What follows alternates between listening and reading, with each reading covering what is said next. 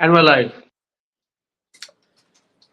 Okay, then the match over. India versus Qatar. The second match for India as far as qualifications for the second round of qualifications for the 2026 FIFA World Cup is concerned. Didn't go the way India would have liked, and if you saw the preview that Shane and I did, exactly what we feared because it was in many ways India taking on a heavyweight in Qatar, and they proved why yet again. India didn't help themselves, truth be told, with those couple of errors being made in the three goals that India ultimately conceded, not converting their chances either. Shane and I will be talking you through all of that over the next 5-10 minutes as we try and dissect where exactly India faltered in this particular match. But Shane, if you concede a goal, especially in a big match like this, of the kind of weightage that it has, conceding a goal just in the fourth minute, India were pegged back way too early, weren't they?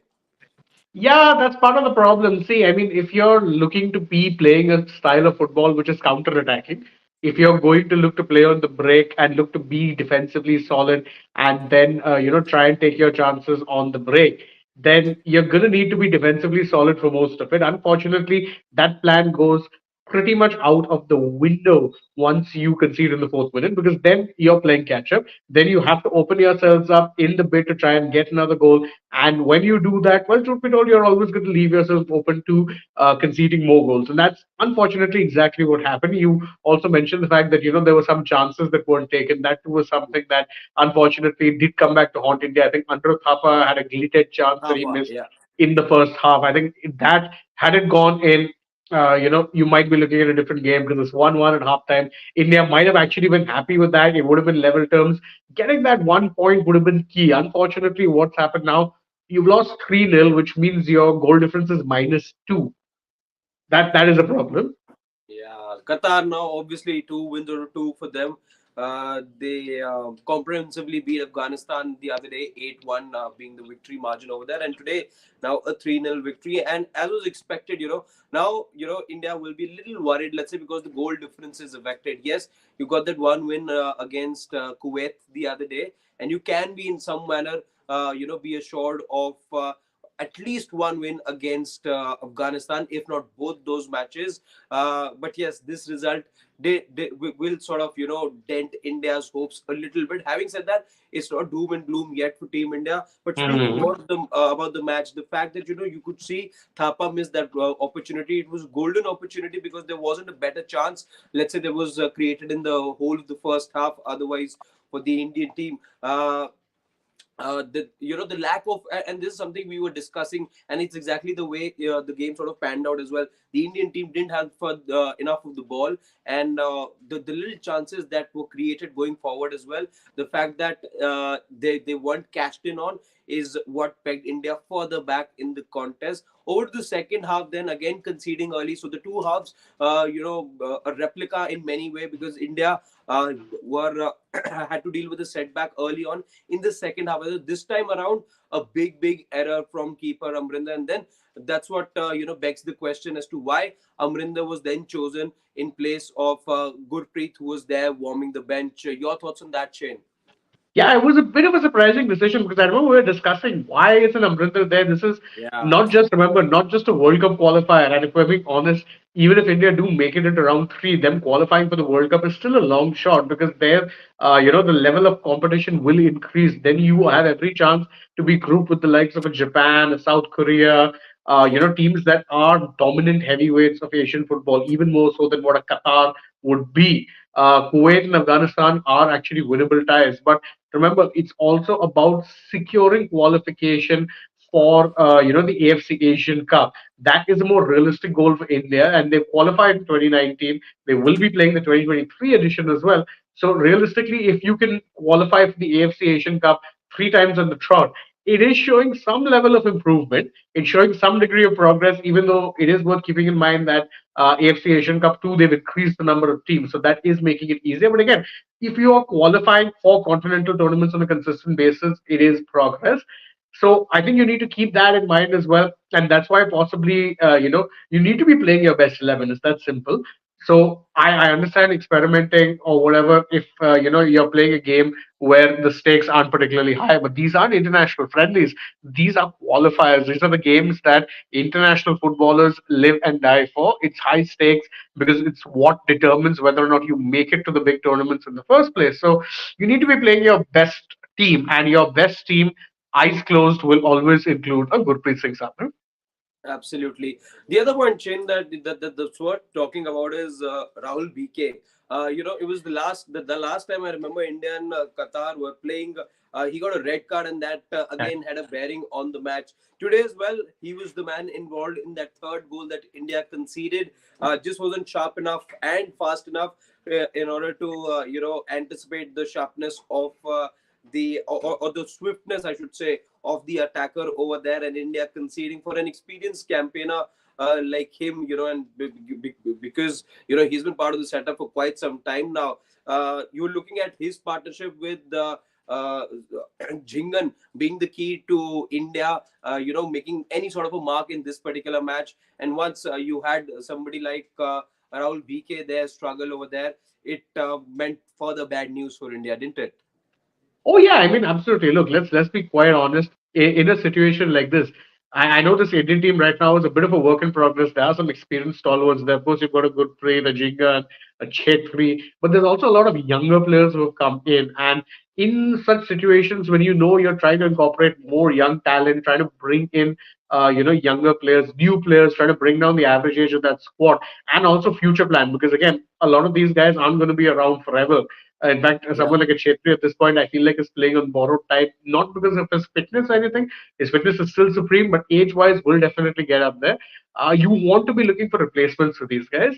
So again, someone like a Rahul Vicky is not inexperienced. You're right; he has been around the setup for some time, and you'd expect better from him and really any other experienced player in that sort of a circumstance. Because again, these guys have been there, done that. You would expect that they'd not be making such crucial individual errors. Because again, that is more often than not when you're playing a game as knife edge as what this one would have been if you were defending deep and looking to counter.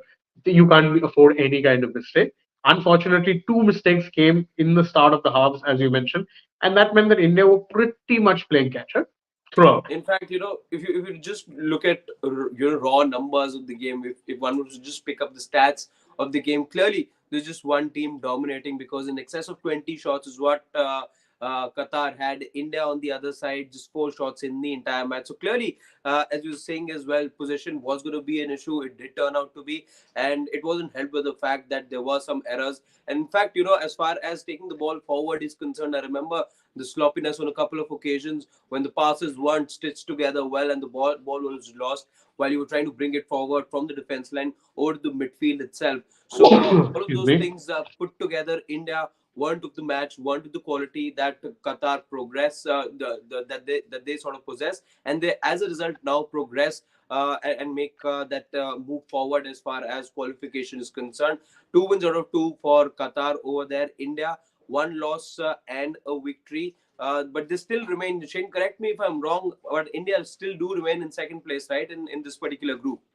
And they would, I think, it will depend on the margin by which Kuwait beat Afghanistan. So if Hmm. Kuwait beat them by a significant margin, then I think on goal difference Kuwait would go. But again, I think it's too early to look at the table. Right now is more a case of look, you plan, and and Qatar was always going to be that. I wouldn't call it a Yeah. banana peel. I'd say it was a mountain to climb. Qatar were always going to be number one in this particular group, and we sort of knew that. I think it was always going to be between India and Kuwait who get the second spot here. Absolutely. It was always going to be that way. So losing to them, not a big deal. Yeah, you can dissect and bisect and say that, look, there were things that went wrong. But on the grand scheme of things, I think most fans were seeing this game as some sort of a write off. You weren't expecting a big result. In fact, even a draw would have been a really great result, even if As it we were were a saying, in nil-nil fact, in the hard fought. build-up as well, a draw today would have been treated as good as a victory. Oh yes, absolutely. So the losing to them, no shame. Qatar are head and shoulders above a lot of teams in Asia. That includes India, and Yeah. that's okay. No shame in losing to them. India, as of now, of course, very early days still in the qualifying campaign. They've got 4 matches still left, and two of those are against Afghanistan. So realistically, they can be in the hunt for that second spot. I think now the crucial match will be Kuwait at home because you beat Kuwait away from home. Kuwait at home could very well determine who gets into second spot. Yeah, yeah, yeah, yeah, yeah. Anyhow, before we sort of wrap this conversation, for those of you joining us right now, not the ideal day in the football field for the Indian team. That too in front of a sellout crowd there in at the Kalinga Stadium.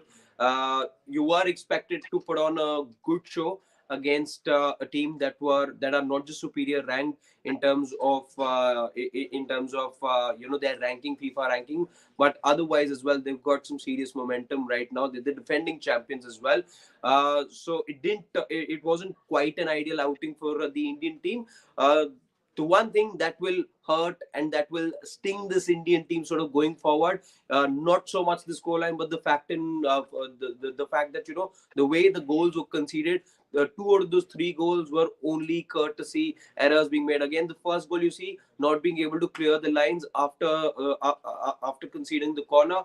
Number one mistake. Number two again was an error from the keeper Amarinder Singh, who just wasn't able to collect the ball over there, and Ali over there, the Qatari striker, who by the way backed four goals, like we had earlier told you as well. Again, didn't miss out on the opportunity today, and there was a tap in for him over there. The third goal over there, again, maybe the Indian defense line and Rahul BK in particular could have done better. Just wasn't quick enough to get to the ball, and that's how India conceded the third goal. So India, though, still remain in contention. It's not doom and gloom as we were earlier saying as well. Over to the next match now. India still remain in a position of progressing into the third round of qualifiers. There's still another four matches left for the Indian team as far as the qualifiers go. And here at Sports Today, our endeavor will be to bring you the latest and what's happening in the Indian football team as and when we get to know details and obviously track their journey. Hopefully, one that takes them to the 2026 World Cup as well. Thank you so much for joining us on this particular broadcast. As always, like, share, and subscribe to Sports Today. Tap that bell so that you know when we go live. Bye bye.